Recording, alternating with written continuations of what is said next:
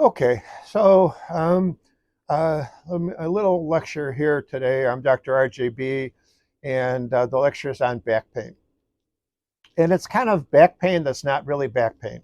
Um, Now, there is some back pain that's involved with the back, um, uh, but maybe not like you think what I'm going to be talking about. Um, uh, a lot of people think that when they have back pain, they got a herniated disc. It could be true. It could be true. You have a herniated disc. But many times when you have back pain, it's from strained back muscles. I've had a lot of problems with back problems in the past because I was a student and I sat at a desk a lot and didn't get a lot of exercise because I wasn't into sports. So my back muscles, they got kind of stiff and I would get a lot of strained back muscles. Now that I'm in better shape, I have a lot less back pain.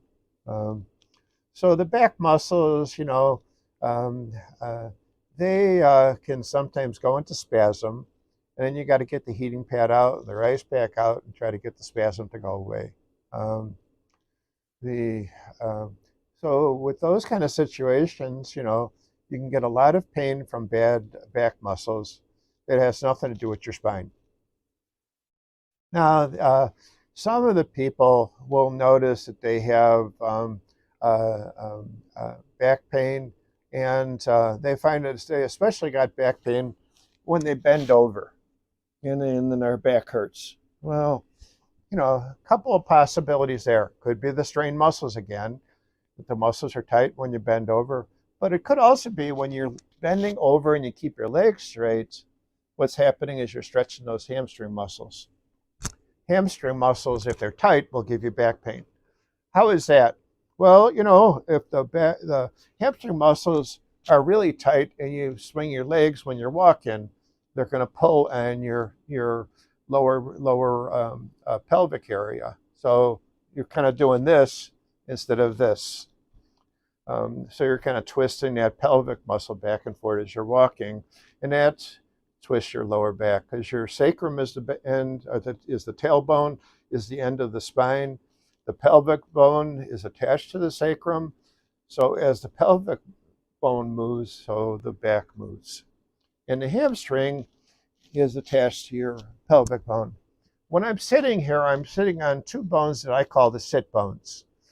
These are bumps that are on the pelvic bone, and it's where the hamstrings attach. So the hamstrings are attached to your pelvis, and the pelvis is attached to your sacrum, and the sacrum is attached to your spine. Um, so it's kind of like the old kids song of the foot bone's attached to the leg bone, and the leg bone is attached to your knee bone, and the knee bone's attached to your hip bone, all these things. Well, your hamstrings attached to the pelvis is attached to the sacrum is attached to your spine.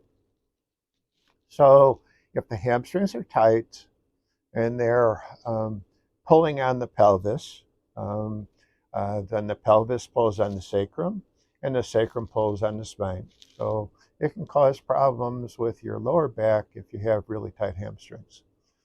Now, another thing with back pain, some people will say they have sciatica, and that's that pain that runs down the leg and you like a burning sensation in your leg.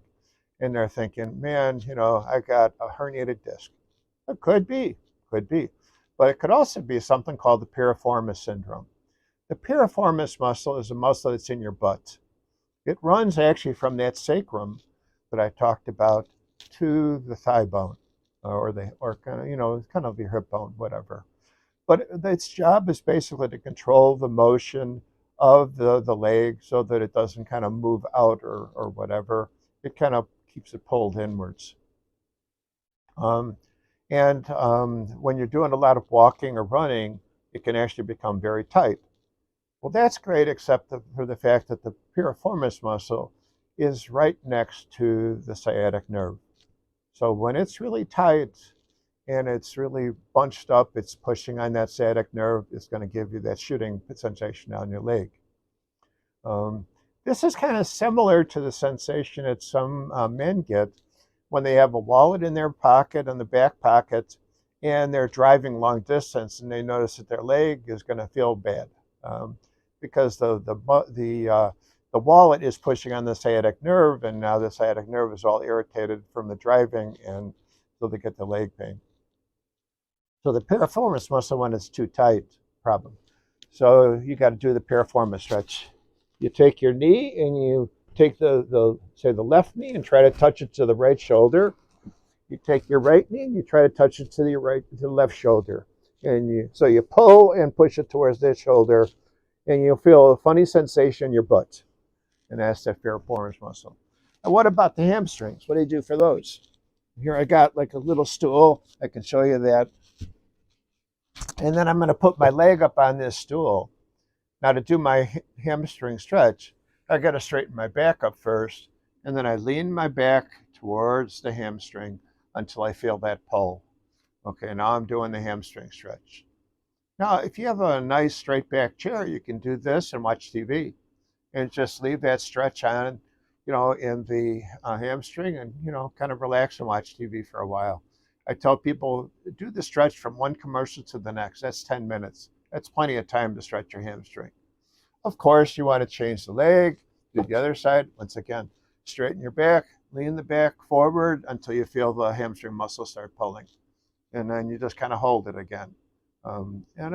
Because you don't want to kind of like be fighting this, relax, watch TV, relax, let the muscle kind of slowly stretch out. Now, with the piriformis stretch, I just want to let you know that if you pull it too hard because you're using all your muscle power, the muscle is going to start fighting back. So one of the tricks with the piriformis stretch is pull, 1, 2, 3, release, 1, 2, 3. Pull, 1, 2, 3, release, 1, 2, 3. So it's 3 seconds and it's times 10. So you're doing 10 reps, and each rep is 3 seconds long. And the reason for that is that if you do it short enough with only 3 seconds, the muscle doesn't have enough time to bunch up and fight you. And so by the time it starts contracting, you've already relaxed it again. So that's a kind of a trick that the physical therapist taught me. You can do the same thing with the hamstring.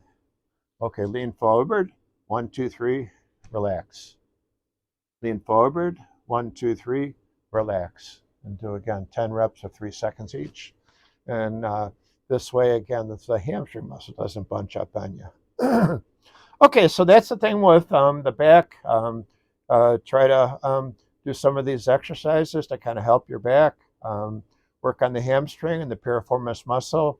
And then with the back, try not to bend over as much as use your legs and squat to pick stuff up.